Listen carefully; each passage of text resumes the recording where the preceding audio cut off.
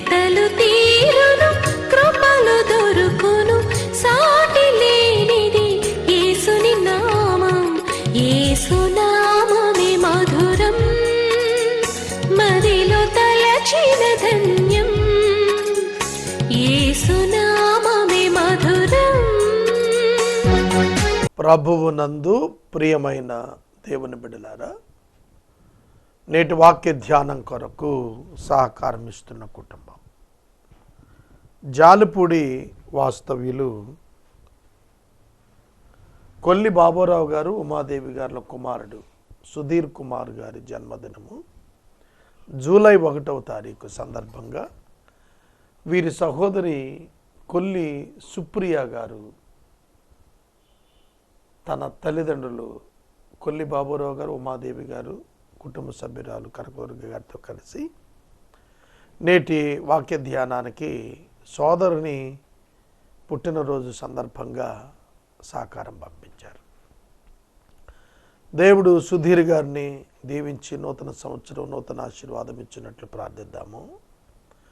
బాబురావు గారు, ఉమాదేవి గారు, సుప్రియ గారు, కనకదుర్గ గారిని దేవుడు దీవించినట్లు ప్రార్థిద్దాము. ఎపిసోడ్ సహకారులు కావాలి. దయచేసి మీ ప్రార్థనల్లో జ్ఞాపకం చేసుకోండి. మీరు ఒక ఎపిసోడ్ ప్రసారం ద్వారా కొన్ని వేల కుటుంబాలకి సువార్త అందించే అవకాశం ఉంది. ప్రార్థన చేద్దాం. మమ్మలను మిక్కిలిగా ప్రేమిస్తోన్న మా తండ్రి, మీకు వందనాలు, స్తోత్రాలు నాయనా. నేటి వాక్య ధ్యానం ద్వారా మాతో మాట్లాడండి. కొల్లి సుధీర్ కుమార్ గారి కొరకు ప్రార్థిస్తున్నాము. బిడ్డకు మీరు ఇచ్చిన నూతన జన్మదినం అనే దయా కిరీటం బట్టి వందనాలు, స్తోత్రాలు. నేటి వాక్య ధ్యానం ద్వారా మాతో మాట్లాడండి. వాక్య ప్రసారం చేసినందున ప్రత్యేక ఆశీర్వాదం ఈ కుటుంబానికి ఇవ్వండి. యేసు దివ్య నామమున అడుగుచున్నాం తండ్రి, ఆమేన్. ప్రియమైన దేవుని బిడ్డలారా, హెబ్రీ పత్రిక 11వ అధ్యాయం మీ ఎదుట ఉంచుకోనండి. హెబ్రీ పత్రిక 11వ అధ్యాయం 32వ వచనం నుండి మనం వాక్యాన్ని ధ్యానించాలి. ఇకను ఏమి చెప్పుదును? ప్రశ్నార్థకం. And what more shall I say? హెబ్రీ పత్రిక 11వ అధ్యాయం విశ్వాస వీరుల జాబితా చెబుతూ వచ్చి హేబేలు, హనోకు, నోవాహు, అబ్రహాము, షారా, ఇసాకు, యాకోబు, యోసేపు, మోషే, main characters, main important top people, great faith warriors గురించి చెప్పి ఇంకా ఏం చెప్పను, ఇంకా నేను ఏమి చెప్పుదును అనే పదంలో, ఆ ప్రశ్నలో the whole Bible filled with the warriors of faith. విశ్వాస వీరుల జాబితాతో నిండిపోయింది బైబిల్ గ్రంథం అంతా. The first page of the Bible starts the faith on God. మనం మొదటి పేజీలో నుండి కూడా మనం చూస్తే బైబిల్ అంతా కూడా విశ్వాసము, విశ్వాసము, విశ్వాసము. విశ్వాసము దేవుని యొక్క అద్భుతాలు మనం పొందుకునేటట్లుగా, దేవుని కృపను మనము అనుభవించేటట్లుగా చేస్తుంది. విశ్వాసము అసంభవాలను దేవుని శక్తితో సంభవంగా చేయగలుగుతుంది. Impossibilities will turn into the possibilities because of the faith on God. దేవుని పైన మనము ఉంచినటువంటి విశ్వాసము మనల్ని గొప్ప కార్యాలు సాధించేవారుగా చేస్తుంది. దేవుడు ఉన్నాడు, ఫలము దయచేస్తాడు.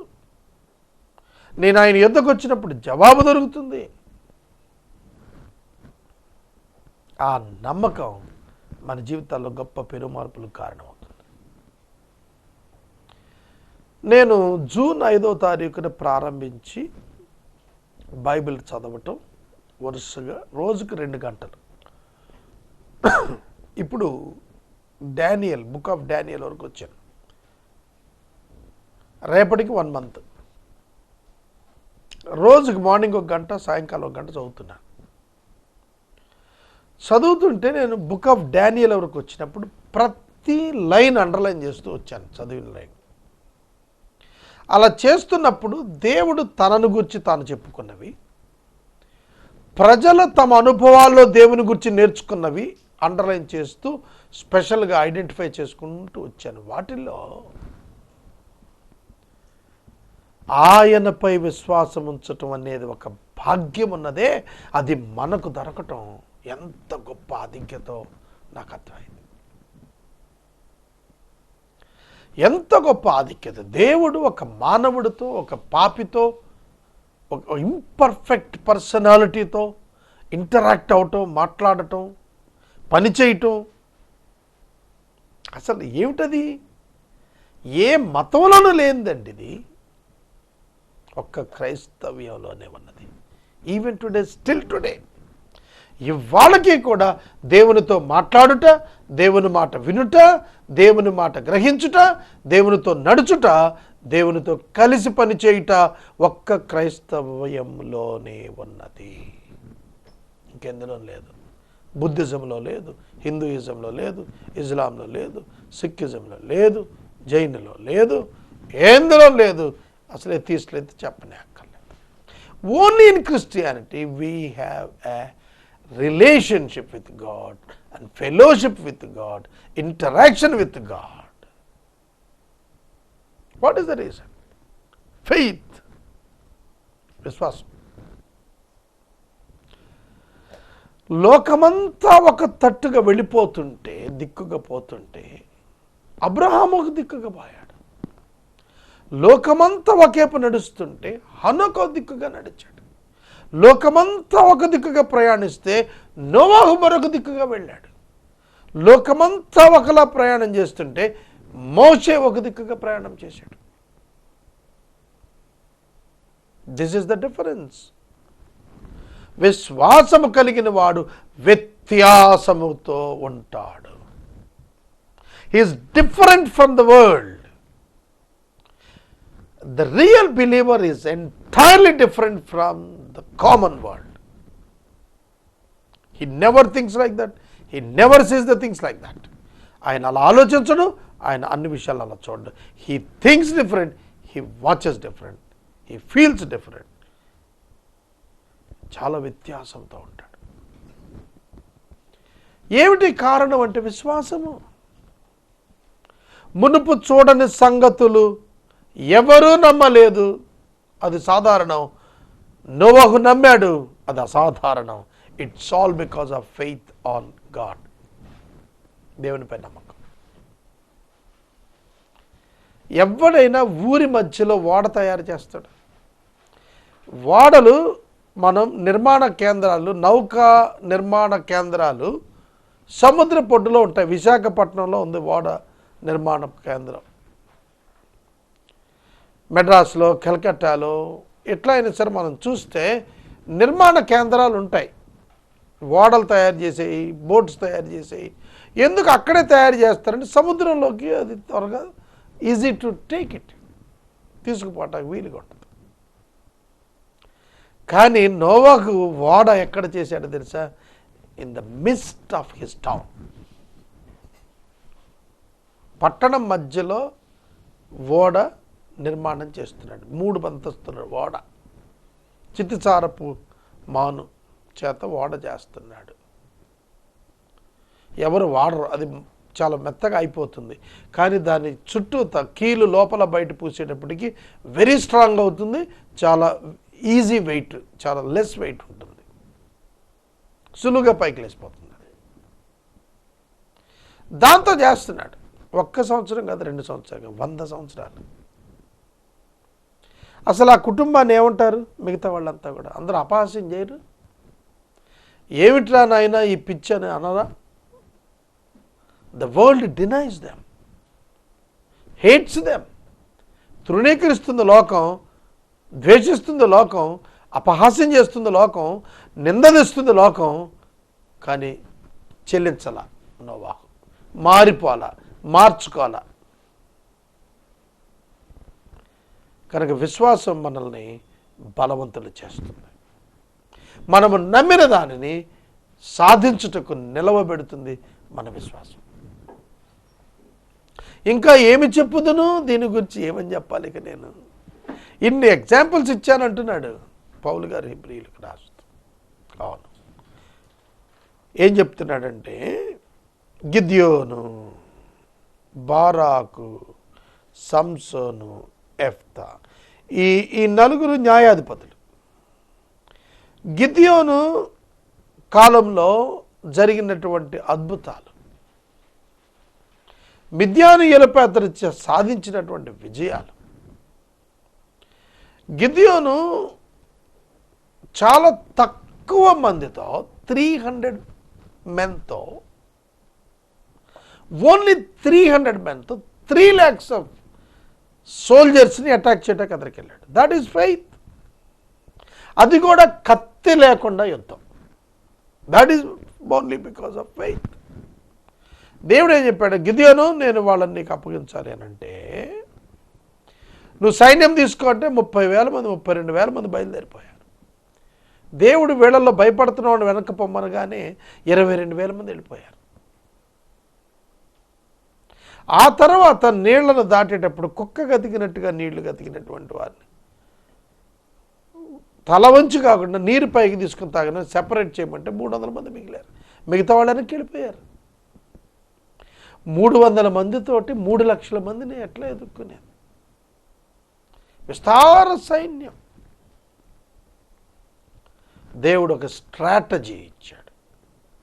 ఆ స్ట్రాటజీ ఏమిటంటే ఒక్కొక్కడు ఒక్కొక్క కొత్త కొండ తీసుకొని 3 భాగాలుగా విడిపోయి 3 ప్రక్కల ఆ వార్ క్యాంప్కి, జోన్కి 3 పక్కల ఉండి బోర ఊదినప్పుడు ఒకేసారి ఆ మిడ్ నైట్ ఒక్కసారిగా యుద్ధ బోర మోగినప్పుడు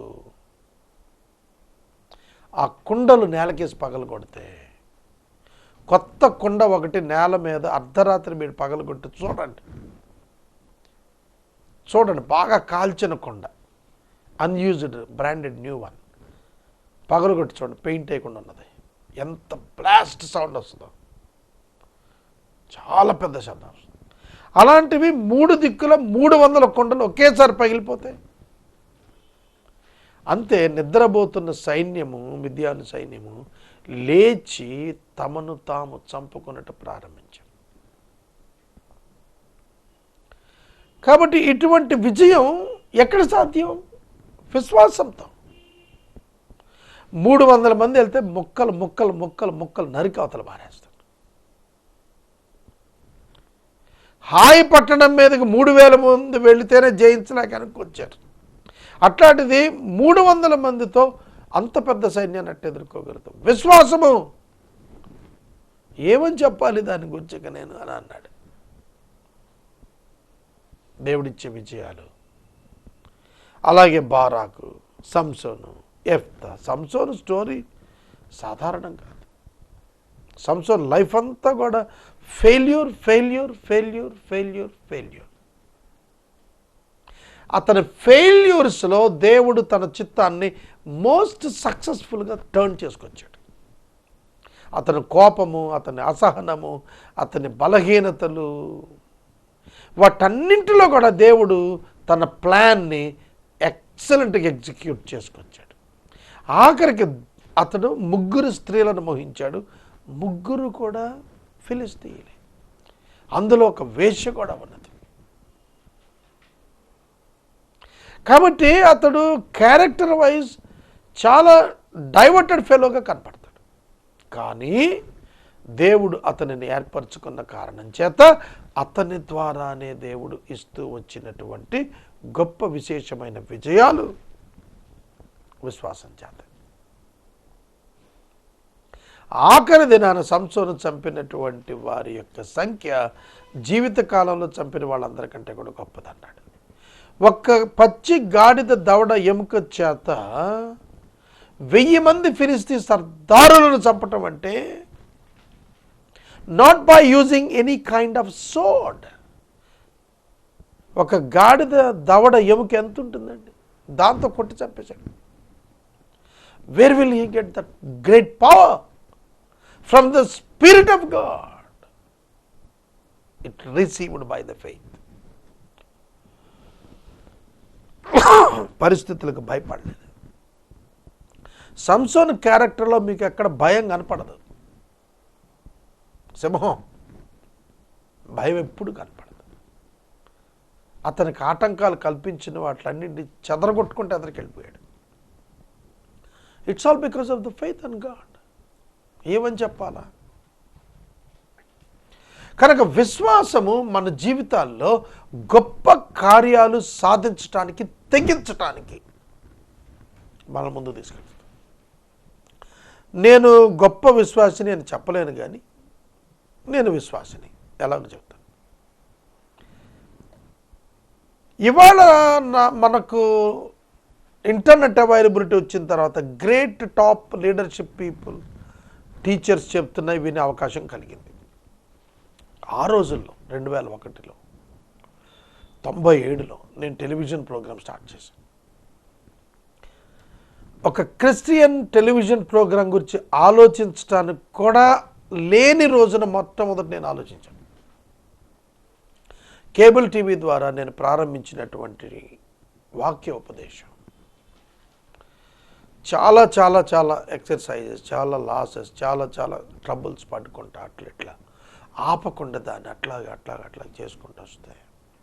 ఇవాళ 6300 ఎపిసోడ్స్ పూర్తయితే Guinness book of world record వాళ్ళు 5000 ఎపిసోడ్స్కే highest episodes transmitted in the world religions అనే టైటిల్ కింద దాన్ని యాక్సెప్ట్ చేశారు.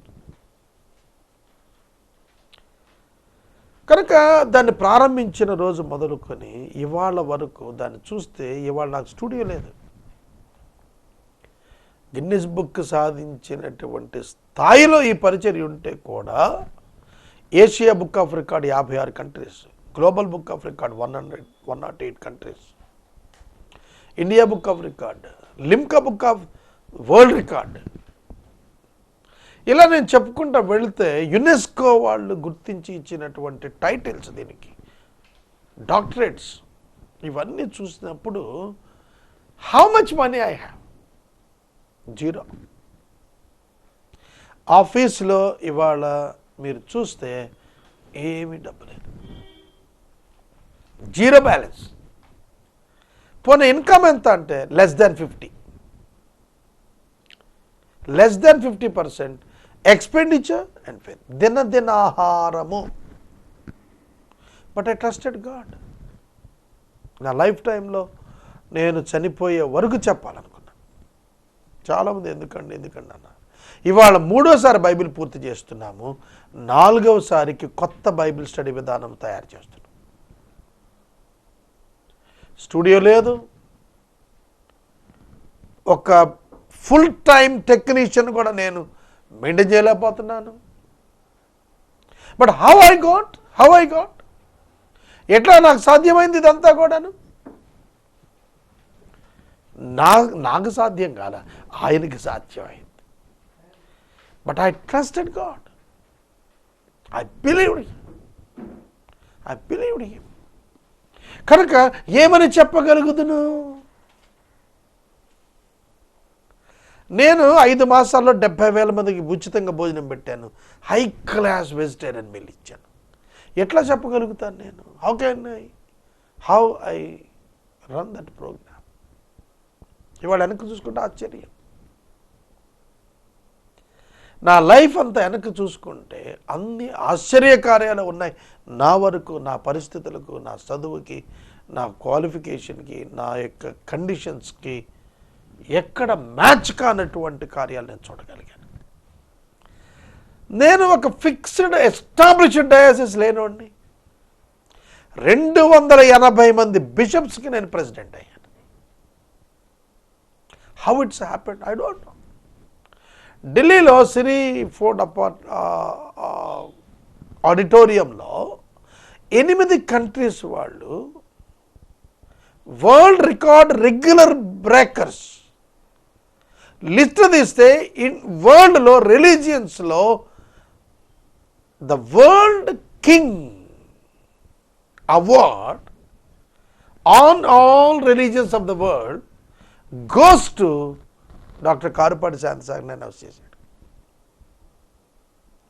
ఆ రోజున నేను ఢిల్లీ వెళ్ళటానికి నాకు ఛార్జీలు కూడా లేవు. To receive that world record gold medal, ఆ గోల్డ్ మెడల్ కూడా చాలా బలమైంది, చాలా పెద్దది. వాళ్ళు ఇచ్చే సర్టిఫికేట్ మీద 8 దేశాల రికార్డ్ బ్రేకర్స్ అధినేతలు సంతకాలు పెట్టింది ఇచ్చాను. I'm not having money even to go to receive that. నాకు వైజాగ్లో లయన్స్ క్లబ్ తరఫు నాకు ప్రెసిడెంట్ మెడల్ అవార్డు వచ్చింది, గోల్డ్ మెడల్ వచ్చింది. ఆ పిన్ అందుకు కూడా బోటాకి నా దగ్గర ఛార్జెస్ లేవు. నెల్లూరులో LCIలో వరల్డ్ రికార్డ్ వచ్చింది, నాకు 7 స్టార్స్ రికార్డ్ వచ్చింది. దాన్ని అందుకోవడానికి నా దగ్గర డబ్బులు లేవు. అటెండ్ ఇవాళ వెనక్కి చూస్తే ఒక్కొక్క ఈవెంట్ ఒక్కొక్క థండర్ నా లైఫ్లో. నేను ఒక ఆఫ్సెట్ ప్రింటింగ్ ప్రెస్ రన్ చేశాను. ఇవాళ ఒక DTP కొడితే 200 తీసుకుంటున్నాను. Unlimited DTPs, unlimited printings. క్రైస్తవ్యానికి 5 సంవత్సరాల పాటు 25 లక్షల రూపాయలు అట్లా డొనేషన్ ఇచ్చి చేశాను. ఎట్లా జరిగిందో నాకు తెలియదు. It's all dependency on God. నేను ఫెయిత్ అనే పెద్ద పదం వాడటానికి ఎప్పుడు భయపడతాను. కనుక ఏమి చెప్పుదును, పౌలు అన్నాడు కదా, నేను ఆ ఒక్క మాట చెబుతున్నాను, ఇక ఏమి చెప్పుదును, it is continuing today 21st century. ఇవాళకి అది కొనసాగుతుంది.